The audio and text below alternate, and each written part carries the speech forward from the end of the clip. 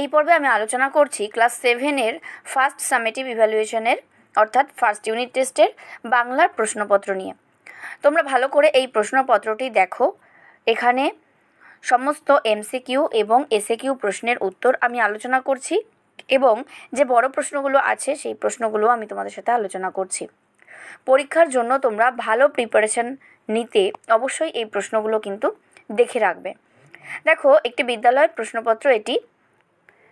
এই প্রশ্নপত্রেই রিসেন্ট পরীক্ষা হয়েছে একটি স্কুলে। তো তোমরা প্রশ্নপত্রটি দেখো তাড়াতাড়ি। তোমাদের ফুল মার্কস থাকবে 30 এবং সময় থাকবে 60 মিনিট অর্থাৎ 1 ঘন্টা। এরপর চলে আসছি এমসিকিউ কোয়েশ্চেনে। সঠিক উত্তরটি বেছে নিয়ে বাক্যটি লেখো। 1-এর প্রশ্ন, পাগলা গণেশ গল্পে গণেশের বয়স 200 বছর। সঠিক উত্তর হবে। 2-এর প্রশ্ন, খোকন একদিন সত্যি সত্যি এঁকে ফেলল ইউক্যালিপটাস গাছ। 3-এর প্রশ্ন, বাতাস ঈষৎ কাঁপন দিতেই আমার ছড়া লেখার শুরু। 4-এর প্রশ্ন, কান পেতে শুনলে দেখা যাবে কিচ্ছুটি নয় ছন্দহীন। 5-এ চা শব্দটি কী জাতীয় শব্দ? সঠিক উত্তরটি হবে বিদেশি শব্দ। চীনা শব্দের মধ্যে পড়ে চা। 6-এর প্রশ্ন, একটি খাঁটি দেশি শব্দ হলো দোয়েল। নেক্সট কোয়েশ্চেন কি আছে? বাংলা ভাষায় আনুমানিক কত তৎসম শব্দ গৃহীত হয়েছে? সঠিক উত্তর লিখবে তোমরা 50-60 হাজার। নেক্সট 8-এর কোয়েশ্চেন আছে, তদ্ভব শব্দটিকে বিশ্লেষণ করলে পাওয়া যায় তদ যুক্ত ভব, অর্থাৎ এই অপশানটা হবে। এরপরে চলে আসছি এসএকিউ টাইপ কোয়েশ্চেনে। বলেছে নিচের প্রশ্নগুলির পূর্ণ বাক্যে উত্তর দাও।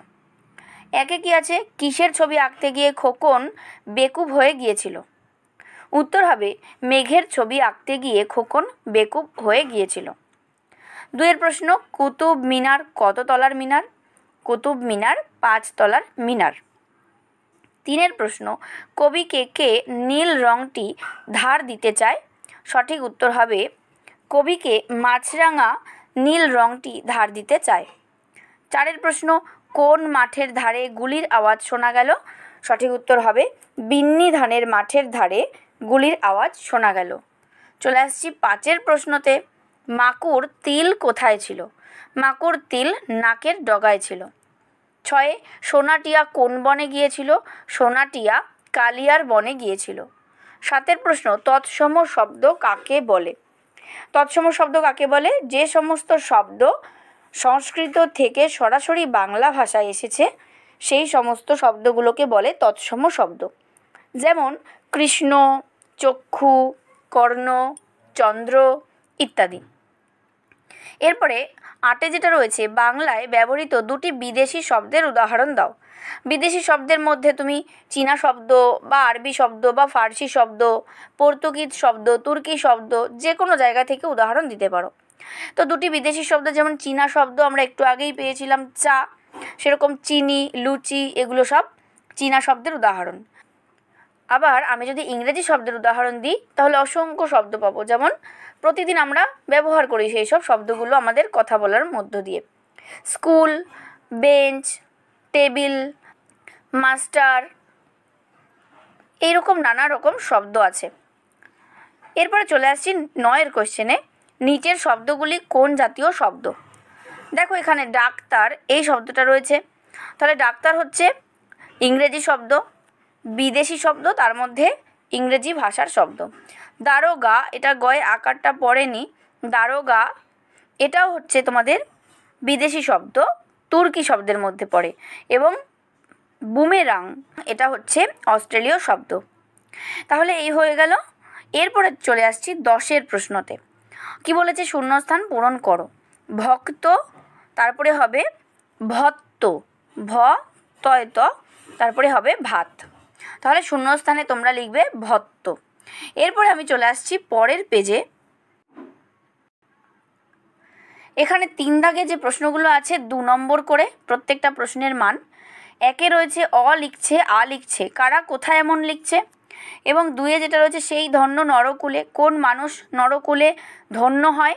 বঙ্গভূমির প্রতি এই কবিতা থেকে নেওয়া হয়েছে, মাইকেল মধুসূদন দত্তের লেখা।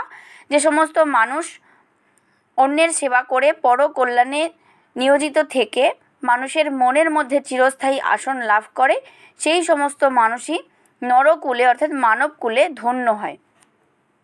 3 দাগের প্রশ্ন, পদ্য লেখা সহজ নয়। পদ্য লেখা কখন সহজ হবে বলে কবি মনে করেন? ছন্দে শুধু কান রাখো কবিতা থেকে নেওয়া হয়েছে, তাহলে তোমরা এভাবে লিখতে পারো, অজিত দত্তের লেখা ছন্দে শুধু কান রাখো কবিতা থেকে উদ্ধৃত অংশটির মধ্য দিয়ে কবি বলতে চেয়েছেন, যদি প্রকৃতির মাঝে থাকা ছন্দ কান পেতে আর মন পেতে শোনা যায় বা উপলব্ধি করা যায়, তখনই পদ্য লেখা সহজ হবে বলে কবি মনে করেছেন। এবার 4 প্রশ্ন দেখো।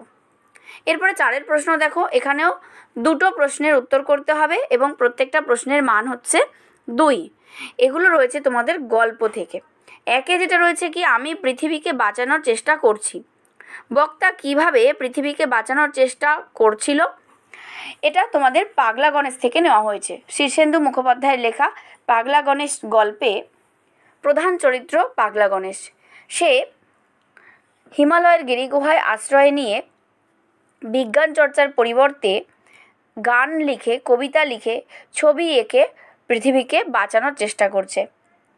নন্দলাল বসুর কাজের কোন দিকটা শিল্পী রামকিঙ্করকে বেশি প্রভাবিত করেছিল? তোমরা এইভাবে লিখতে পারো যে নন্দলাল বসুর কাজের সাদামাটা দিকটা শিল্পী রামকিঙ্করকে বেশি প্রভাবিত করেছিল। এবং তোমরা আরও এর সঙ্গে জুড়ে লিখতে পারো যে নন্দলাল বসুর কাজের ধরনটাই ছিল এই রকম, যে তার ছবি আঁকার যে ব্যাকগ্রাউন্ড সেটা ছিল অত্যন্ত সাদামাটা, গ্রাম্য চিত্র, সহজ সরল ছবি, এবং সেখানে অনাড়ম্বরতাই ছিল প্রধান। তো এই দিকটা কিন্তু শিল্পী রামকিঙ্করকে বেশি প্রভাবিত করেছিল। এরপর 4-3 প্রশ্ন দেখো, কুতুব মিনারের 4র্থ ও 5ম তলাতে কি ছিল তা জানা যায়নি কেন? এই প্রশ্নটির উত্তর তোমরা নিজেরা করো। যদি তোমরা না করতে পারো তাহলে অবশ্যই আমাকে জানাবে, এবং করতে পারলেও সেটাও আমাকে কমেন্টে জানাবে। এরপরে দেখো 5 দাগে যে প্রশ্নটা রয়েছে, যে কোনো একটি প্রশ্নের উত্তর দাও। এখানেও কিন্তু একটি প্রশ্নের মান হচ্ছে 2। একে কি রয়েছে, আমি অনেক পয়সা করি। আমি কে? সে পয়সা ছাড়া কী কী করেছিল। এবং 2 হচ্ছে ও সব করতে পারে। ও কে? সে কী কী করতে পারে। মাকু থেকে নেওয়া হয়েছে।